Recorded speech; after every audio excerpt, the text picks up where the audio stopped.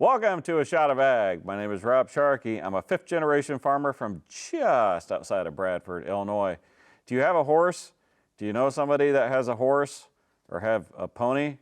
Would you like to pamper that pony? Well, let's talk about pampering ponies. Today we're talking with Kaylie Hulsey from Toulon, Illinois. How you doing? Pretty good. Excited to be here. Yeah, I am excited that you're here. Yes. Toulon is northwest of Peoria. Yes. Stark County. Yes. Yeah. Is that where you're from originally? From Kewanee.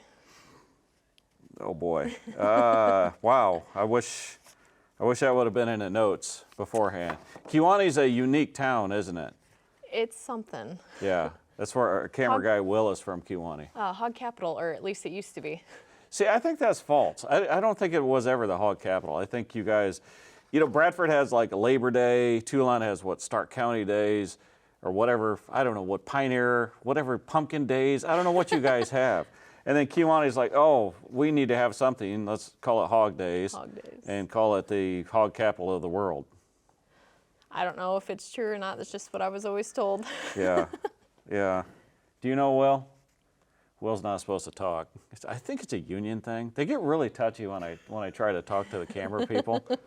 Yeah, you should see them in the control room now. They're really freaking out. Oh, he's doing it again. But we have fun. All right, you're from Toulon. You're a vet tech. Yep, licensed. Oh, okay. So tell me what that means. So just like a doctor or a veterinarian, I had to take a state board exam, and I have to get continued education every year to make sure my license stays up to date. Okay. So a vet tech, well, okay. It's kind of like a nurse practitioner, right? You'll say, all right, you're a doctor, but then they'll always correct me and say, but we can't say we're a doctor. So is that kind of like you? I was going to say like an RN. Oh, okay. But still, how much schooling did that take? It was only 2 years, but I recommend doing it in 3 just because they compact so much information in those 2 years. Because it's not just horses, dogs, cats. Like, you got to learn cattle and sheep and lizards, monkeys. Really? All the species, yes. Do you have to, or can you just go into like, hey, I'm going to look at dogs and cats? Have to, because you don't know what species they're going to test you on that state exam. Really? So that's every vet. So a veterinarian in Chicago has to go, or vet tech has to go through the same thing that you did. Yep. Okay, that's confusing because a cow has 4 stomachs. Yes, ruminant. So what do you deal with mainly? Is it big animals, farm animals, or the pets? Mostly cats, dogs, horses. Okay, the horses. That's your thing. That's what we're going to talk about later. This is not a bomb, by the way, right? No, it is not. Why is it ticking? It does actually tick when it's on. So does a bomb. Okay, so you're from Kewanee, did you go to Blackhawk? I did not. Well, I did. I took a couple summer classes right out of high school before I went to Joliet. Okay, so you did everything you could to get out of Kewanee. I get that. I was ready to get out of Kewanee, not gonna lie. Are you Kewanee or Wethersfield? Wethersfield. Whew, she keeps getting worse, Will. Were you Wethersfield? Kewanee. Oh, he was a Boilermaker. Ooh. Was there kind of a rivalry between the two? A little bit. It shouldn't be, because the Boilermakers could pretty much kick the geese rear end anytime they wanted to. Probably. Yeah, people in Peoria don't care about this, but I'm having a ball. Let's see, where were we? Oh yeah, vet tech. So when you went to school to become a vet tech, did you know that you were like coming back to this area, or was the world an open book for you? I didn't really know exactly where I would land, to be honest. Mm-hmm. I was too focused on passing my classes, honestly, before I could worry about where I was going to end up. You work at the Wyoming Vet Clinic? I do. So is that full-time or? Yeah, full-time job. Okay. Do you like it? I do. Sometimes it's pretty stressful. It's not playing with kittens and puppies every day. I think most people think that's what a veterinarian does. They watch Dr. Pol and they're like, oh, that's the greatest job in the world. People bring a little sick puppy and you make it better, and the world's a great place. It's not always that way, is it? Well, they don't always get better. Yeah. The school, when you went to school, Do they prepare you for that?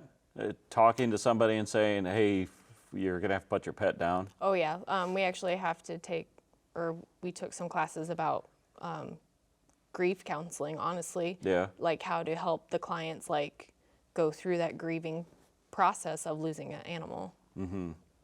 And are you on call like all the time? No. No? No. Are you on call right now? I'll leave that for the vets. Because, I mean, you know, pets get hit on the road or whatever, and somebody has to go in and try to save them. Yeah, that's the doctor's job, and if he needs help, he can call one of us in if he needs it. But a lot of times he does it by himself, which is amazing. But you came out to our farm, you and the veterinarian. You were the one doing all the work. Me and the veterinarian were just sitting there talking, jokes and stuff, as you were working. Sometimes it's just easier for me to just sneak in there and do things real quick. You called my dog meaty. Was it meaty or beefy?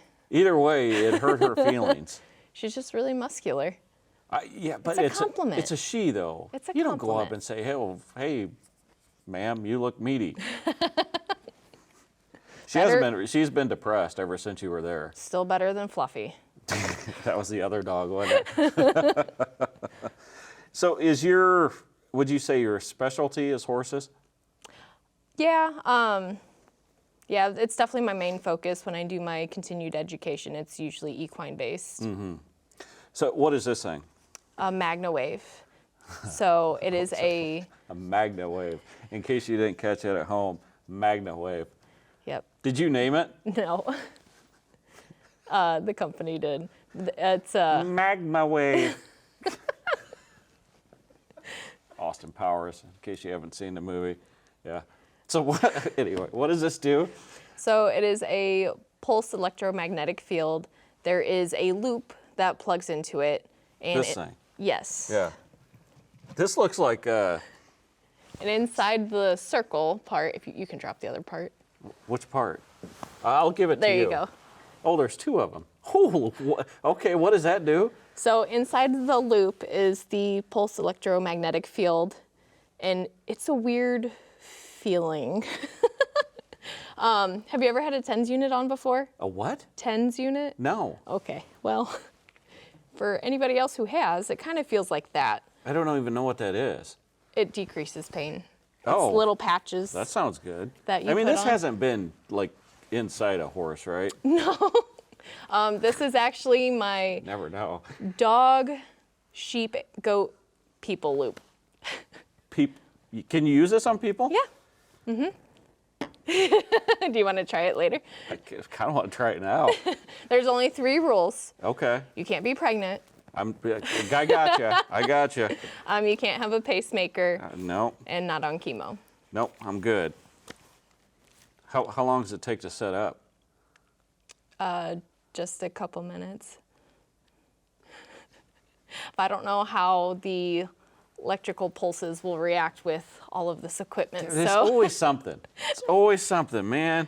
Okay, but maybe later. yeah, for sure. This looks like a lasso, A little bit.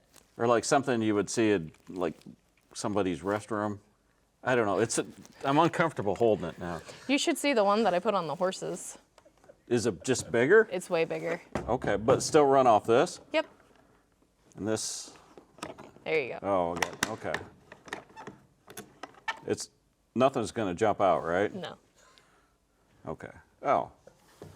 Do not open. Warranty void if device is open. So they don't want you to open this part. Right. Yeah. Okay, so explain what we got going on here. So that loop Yeah. has 2 plugins. They plug in right here. Yeah. Then your power cord. Then your on-off switch just to get power to the machine. And once you want it to start pulsating, you press the start button, and then you can turn it up as high or as low as you want. So eventually would it get to the point where it hurt?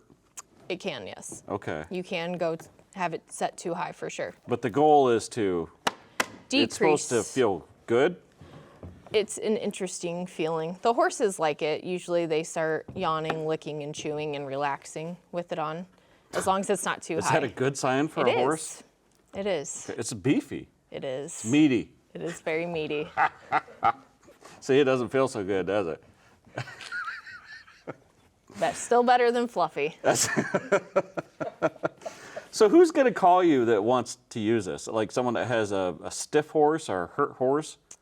I do actually have a injured horse I have to go see later today. Yeah. And then I also have a dog that I'm just doing maintenance on twice a week using this loop on just to help decrease pain Is it like associated with arthritis. Chiropractor?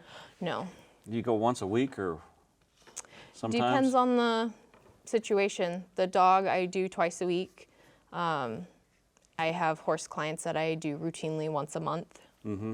And it's just either a maintenance thing for like my jumping horses or just keeping up with pain management. So is it a deal like when you're doing this, you can tell they're feeling better? Is it like they're going to feel better the next day, the next week? It varies. Sometimes it's instant as soon as the treatment's done. I do have a different dog client that it does take the full 48 hours after before she can jump up on the couch again. Really? Mm-hmm. Okay. Now, is this different than the ShockWave? Yes. What's that? ShockWave is highly pressurized sound waves that go deep into the tissue, and it also increases healing time. Do you live in a secret lair? No. Why? Because all the stuff you have is like a villain would have. I mean, they could be used as Like, torture devices. Seriously, Dr. Evil would have this stuff.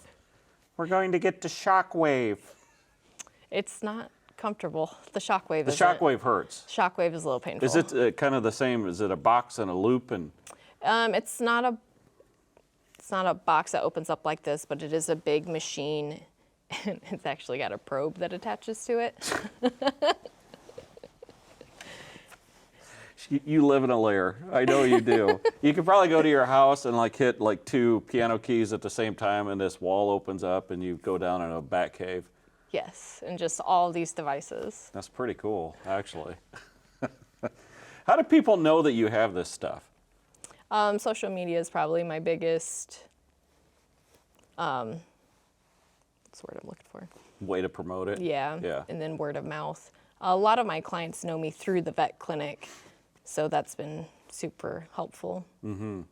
So along with this, you do the massage too? Yep, that's How do you actually massage a horse?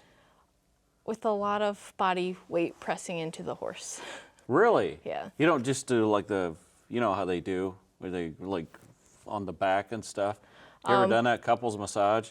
No. We did it in Jamaica one time. Tell you what, that's the best damn $200 I ever spent. I have been massaged, but you can't just tell a horse to, hey, okay, lay down. Yeah. So I'm just walking around them, working on them, pushing deep, trying to get the deep muscles. Does it hurt them? Or they're like, no? I mean, I definitely find tender spots for sure, and then Yeah. I have to lighten up pressure. I have to be able to read the horse because they can't tell me, hey, oh, that hurts. I have to be able to read their body language. That's what those massaging people do. I remember that I had a dude, was what it was, and he's going around and he's like, how is the pressure, Robert? And I didn't want to tell him it was too much because I felt like, Didn't want to I'd feel like a I'd be a sissy. wimp. Exactly. So that one didn't feel so good. I mean, but can you tell, like, if you're pushing too hard on a horse? Yeah, usually. Yeah. Just by the body language or, yeah. Yep. Either they'll tense up or tighten up, and if you've got a real nice one, they'll pin their ears back and threaten to bite you. Really? Yeah. That's when they pin their ears back, they're ticked off. Yes. Okay. How'd you get into horses?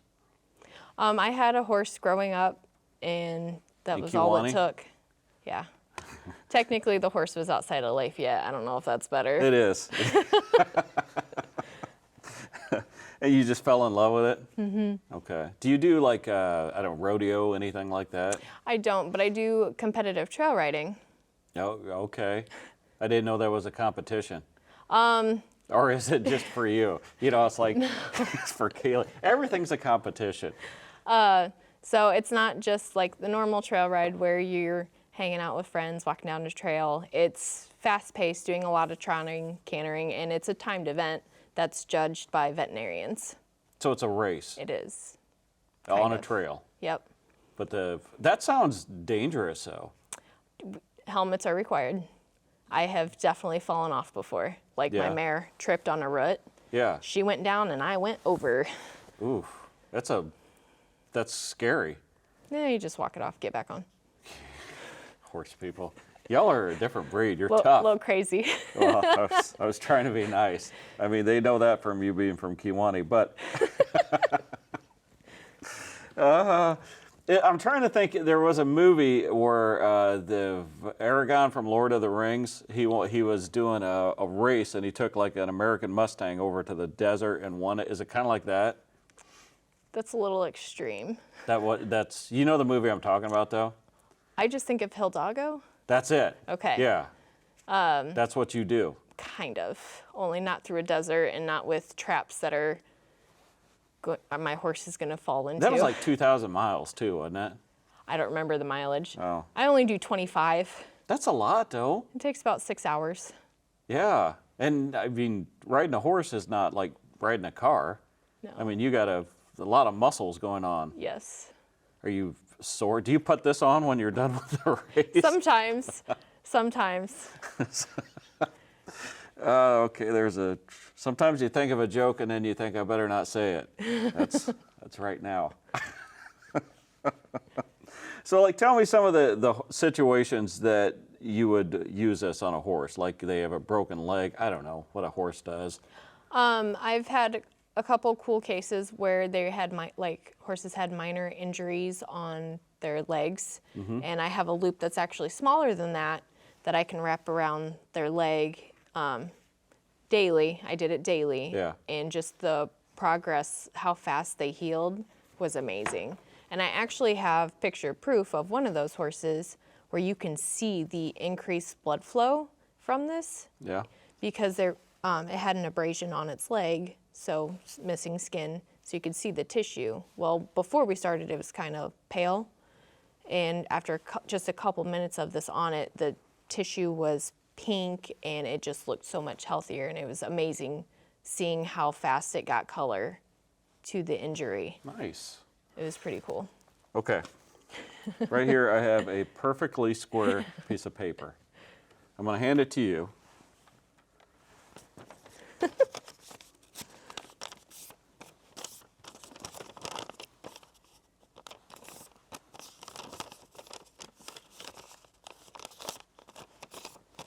It's great TV right here.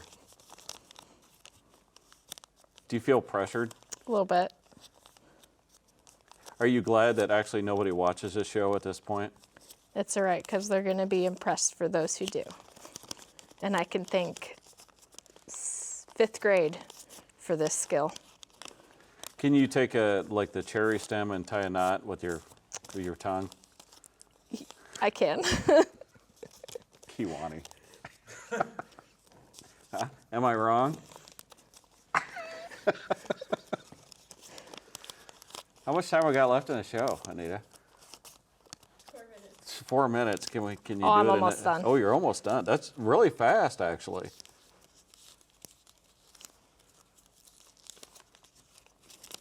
Have you ever hurt yourself doing this? No, but I think this is the fastest I've ever tried it.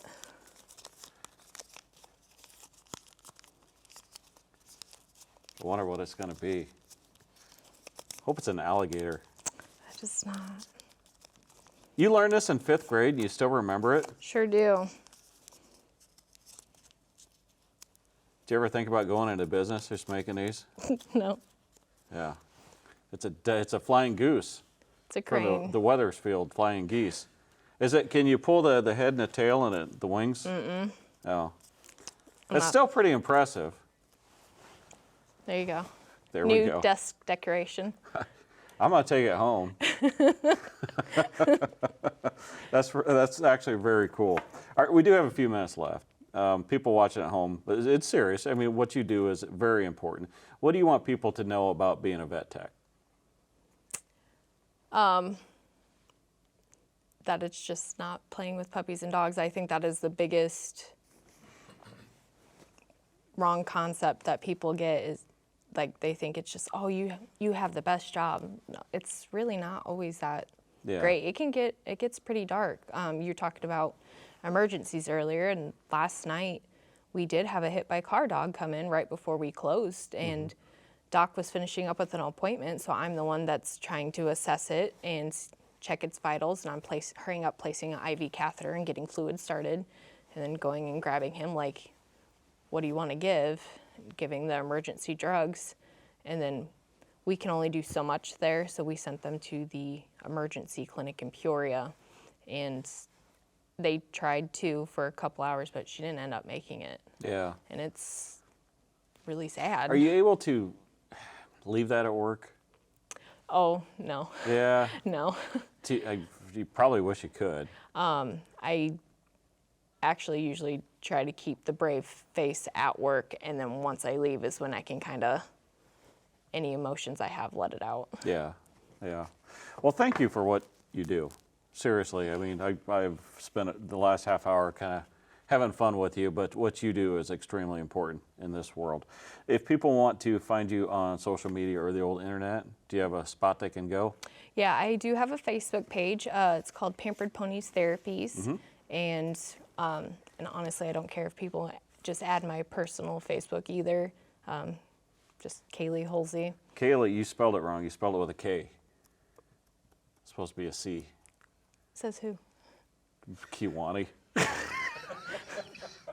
Kaylie Hulsey from Tulane, Illinois. Thank you for taking your time and coming here. I had a lot of fun, and thank you for the swan as well. Kaylie, thank you. Everybody else, we'll catch you next time.